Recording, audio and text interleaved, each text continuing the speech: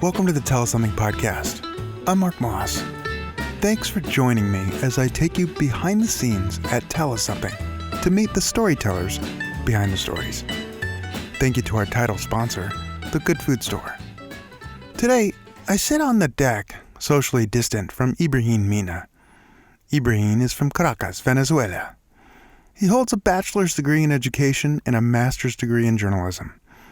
He has more than 10 years' experience teaching at the primary, secondary, and university levels.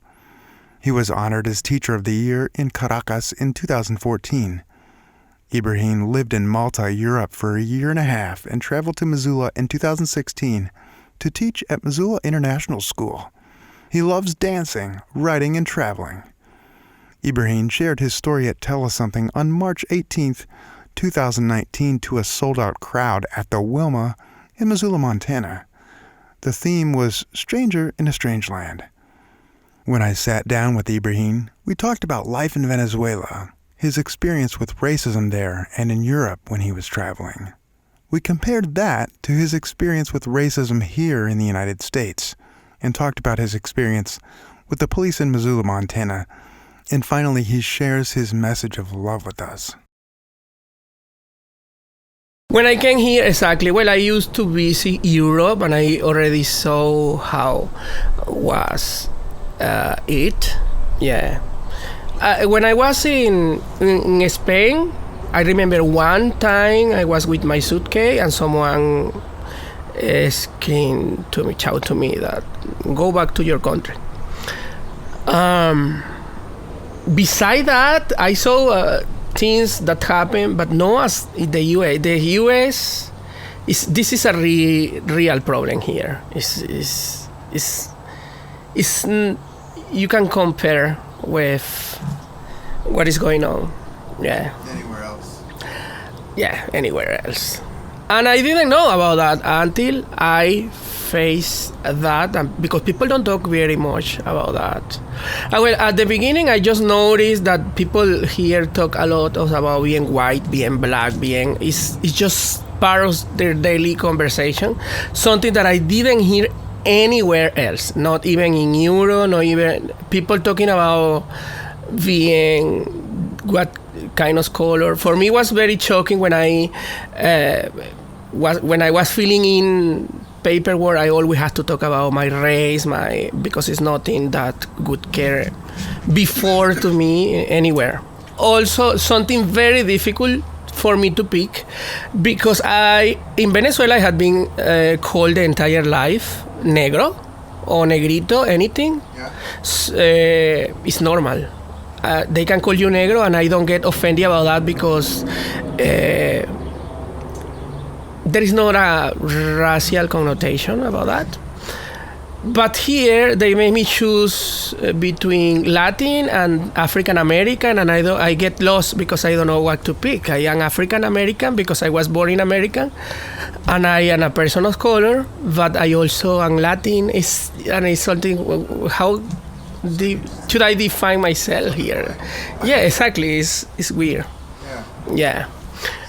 So, yeah, when I first experienced the racism here very strong, was that guy that stopped the car and started screaming and shouting that I was a black rat, and I don't even remember what else he was saying. He was definitely, I think he was someone that was out of his mind. He wasn't a normal person. I mean, he was probably on drugs or something. He wasn't normal. I got scared because I said people here is allowed to have guns. And as this is a very peaceful place, Missoulian had no idea how blessed you are. I came from a country that you cannot be you can relax yourself, never. You have to be always looking around because it's super dangerous. But I never felt a particular target. But here I have discovered that I am part of a very, very small minority and a very particular target, because I am living in a city where everybody is white, and yes, I am black, and also yeah, it started making me like the feeling I got rid of when I left Venezuela. It came back here in Missoula once I realized, I noticed that this happened. Yeah, because I don't feel always worried as I was in Venezuela, but I still don't feel anymore as safer as I used to think I was walking around the street here, because definitely I feel safer when I am with someone now. But yes, definitely this experience has brought that stress to me. I always had that feeling. Sometimes when I hike, I feel if something happens. Most of the people also, when I see a police car, it really made me nervous all the time. Despite of, I had to say that always when I had met a police in Missoula, the police here had been super nice all the time.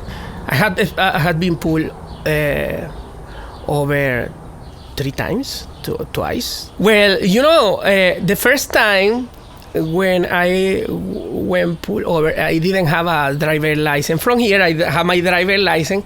From Venezuela, it was my first month here, and it was so confusing for me. I didn't know what to do when the yellow arrow, because we don't have that in Venezuela. A yellow arrow that is flashing, it means nothing for me. You mean for the traffic light? In the traffic light, there were a yellow arrow, so I had to cross, and I had no idea.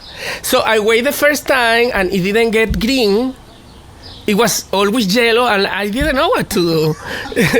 So I crossed, but then the police was behind me, and I thought they were stopping me, and but they didn't do anything. They didn't even give me a warning. They were just nice. They were asking me why I was doubting, and after I explained everything, they just let me go. Yes, they actually made me do the alcohol test, and I didn't. I wasn't drinking. Right. They made me stand up, and because it was a Halloween night, but I didn't drink anything. It was, and they checked in my eyes a lot, and I said I use contact lenses. I was cold. They were, I don't know. I didn't feel they were rude to me and anything. Yeah. And the next time they stopped me, yes, in a bridge, coming from the school, I passed 5 miles over the speed. And I am someone that is always caring about the speed. And that happened, and they immediately stopped me. But nothing happened. They told me, and yes, next time don't do that. They didn't give me any fine for that. And the other time they stopped me is because the light of my car went off, and he just notified me. He didn't even give me anything. Yeah. I've had all of those things happen as a white guy, and haven't been pulled over. No? Yeah, I've had a burnt out headlight before. Yeah. I've run a red light. The cop was right there. And they didn't pull. Probably I didn't realize. Now thinking about what they did to me that day, that made me do this and checking on my eyes. Probably they were racist, and I didn't realize. I didn't notice, because in Venezuela, this is a problem. We are so mixed. There is no way that. It doesn't happen. People here is so segregated, white and black, and it's super segregated, and it doesn't happen in Venezuela. When you see in social media, and a lot of people like defending what is not possible to defend, like people being really mistreated just for the fact of being black, and you see a lot of people defending what is not defendable. You say, wow, there is a lot of work that need to be done in this country, but I also understand that they have a lot of anger inside, because I didn't grow up and I don't have that anger in me. But when I read, the most I read, I get more angry. Yeah, and I try to control myself because I believe that the way me, Ibrahim, the way as me as a person of color, that the contribution I can give is through love, because I don't find another way to do. I'm a teacher, and this is the way I believe. And I have been really researching, and I say what I can do, because I believe that these white people, for example, in the US, these kids are growing up with very little exposure, and I wonder what can I do to make this country better, to make this place better for the next generation. What is in my hands? And I identify a lot of that I can do. For the first time is being present. I was being present in this place as a role model, but I had a different mind because I grew up in a different situation.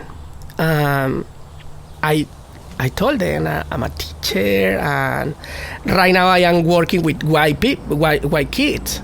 So what I can do? Well, I have to work for making these kids to be allies, to be acceptants, to be open-minded. As a teacher, I always question, what should I do? What should I do every day? So love, yeah.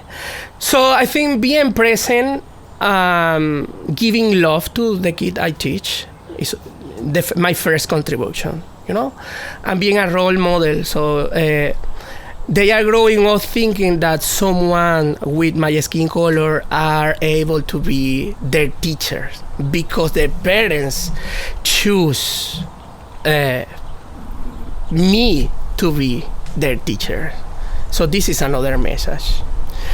And every day I always bring it up. I always bring conversation about being racist, about being a sextant in the classroom. That conversation has to happen every single day. I don't rest in my mission of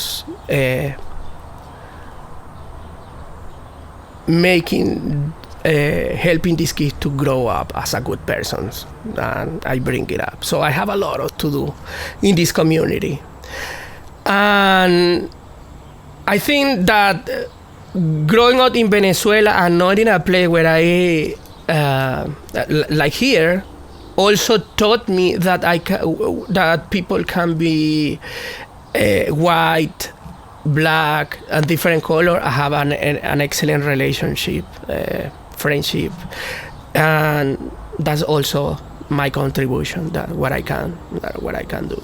I remember that you asked me about what would I say to people that to be better ally. Well, I would say that to be better ally, if you ever find yourself in a situation that you see someone that is being mistreated because of their skin color, make sure that the person that is being mistreated is safe and is good, instead of engaging in fights. That is not productive. I think this is bringing us a lot of problems. When I read what people said from one side to another, sometimes people trying to be ally, they engage in no productive conversation. That became a fight. Trying to prove the other right, and that include to insult the person, try to make the person feel that they don't know what they are talking about. But it doesn't really seem to me that it's productive, because it doesn't really gain people to the side we want. I want to stick with the message of love, despite sometimes it's difficult. When I share my story, one of the most powerful, I received a letter from someone that he explicit that he is in favor of building the wall, but he is also sorry about what happened to me. And I think he said that people that is here should be treated with respect, and that he preferred to have me as a neighbor. And I was thinking, what if my message was another one? If my reaction to what happened to me would have been totally different, with anger, mad, probably I wouldn't have that reaction from these kind of people, because I think this is becoming something like people want. It's a social problem that people is elevating as a political problem, and yeah. Instead of focusing on the social problem, a lot of people is focusing trying to defend a political party instead of defending the problem. Yeah.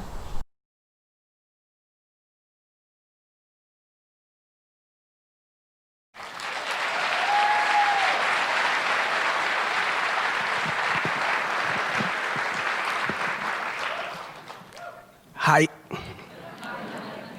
Let's start this telling you that I am super glad, very glad, that I have survived officially 3 years, 3 winters in this land.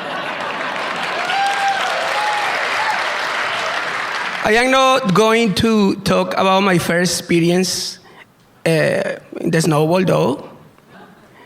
My history begins in January 4 of this year. I was grocery shopping with a friend of mine. Her name is Ismara. Her and I went to the grocery shopping. I told her that I was going for another side of the shop, and she went to another side of the shop. When I was looking at the shelf, suddenly I felt someone that was coming. As is natural, I put myself out, letting that person pass. But that person didn't pass. I wait, he didn't pass. I started thinking that he was trying to provoke me. So I left and wait for about a minute so that person pass. He didn't pass. He stayed exactly in the part of the aisle where I was. And I started looking at the shelves too. So, needing to buy some sponge, I went back to the place where I was. And I started looking at the shelf, choosing the kind of sponge I wanted to buy. Well, that person told me that those sponges were good for me, that I should use them to take a shower and use them as much as I can to take my skin off. I was speechless. A lot of things happened in my mind in that moment. My mind was super confused. I felt vulnerable. I didn't know how to act. And I remember in that moment, a very bad experience happened to me last spring, when someone stopped his car and started shouting at me, super mad. I was super scared because he told me that I was a black rat and I shouldn't leave. having little experience didn't help me because I learned about racism by news, by book, by teachers. But living this kind of experience feels super different. So I went immediately to see where my friend Ismara was. I told her what happened. She was very sad as well. She told me that she was worried about herself because she's from Venezuela as well. But she started calming me down. She told me, you are a great person, and if that person knows you very well, he wouldn't do that. So she started telling me beautiful things about how the person I was and making me feel better. I was so sensitive, so I left. But still, I left her for a little bit and continued grocery shopping. I was thinking, what should I do? I have to do something with this. This is not right. I was feeling mad at the entire situation and super frustrated because I didn't know what to do. Like, I have little knowledge about racism, and I also was frustrated with my English. At this point, I think you have realized that my English, need to improve a little bit. So I started thinking, should I go there and ask what's going on? What is wrong with my skin? I like that. Or maybe having a conversation to drive him to understand that there are more things that we have in common than the one that we have difference. I didn't do anything. I just went to line up, and after a while, someone passed with a few items in her hand, and I let her go. Well, she was super grateful. After a little while, another old lady came to me, and she told she had a few items as well, and I let her go. She couldn't be more grateful, really. She started talking to me, telling me that she really liked the kind of person I was, that she was looking around if someone offered that. And she was so happy. Actually, she told the cashier that I was so nice, and this is the kind of person we need here. I wasn't talkative at all. She asked me many questions, but I couldn't answer. I was very quiet in that moment. But she doesn't have any idea that she brought me back to the real people, the majority of the people I know, and I feel like people is here in Missoula. She brought me back to that beautiful paradise I thought when I first arrived here. Because that's what I remember of Missoula.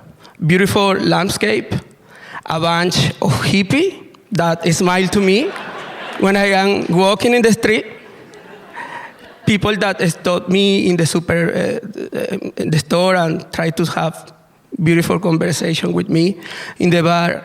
That's the real people I really appreciate in Missoula. Also, those that from the very beginning support me when I arrived here, people from Missoula International School, the best environment I have ever had. Students, my boss, parents, a lot of them present in this place now, giving me support. Well, after paying, Ismara and I left. I started the car, started driving, but don't remember anything else. But my friend Ismara on my side, a deep silence, a big sight, and maybe thousands of tears coming out of my eyes. Thank you.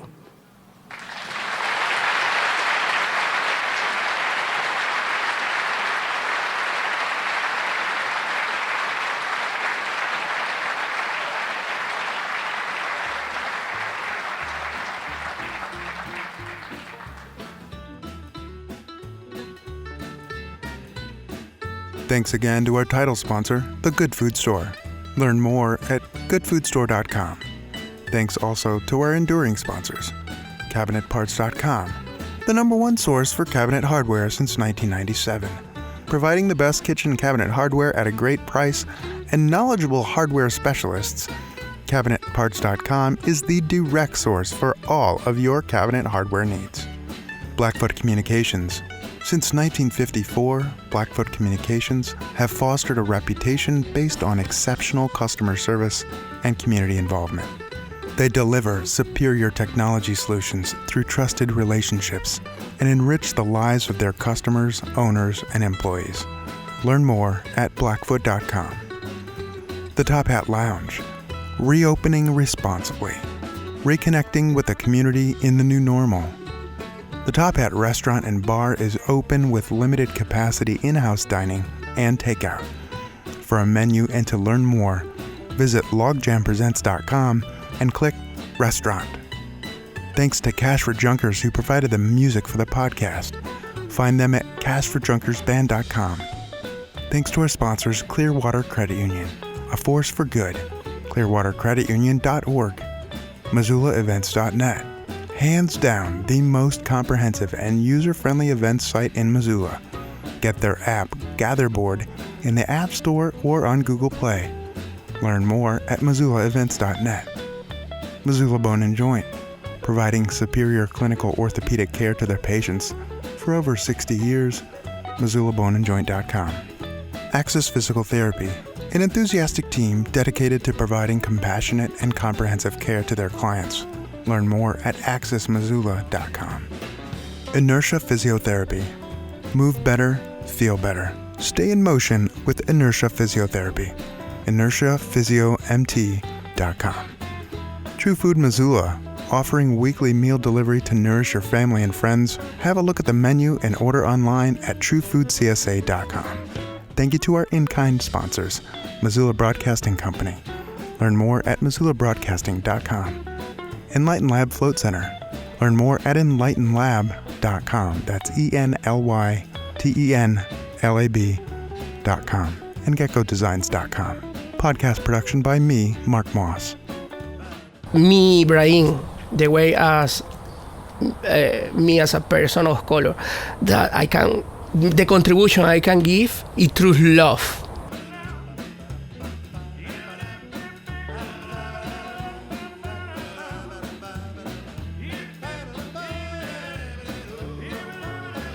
To learn more about Tell Us Something, please visit tellussomething.org.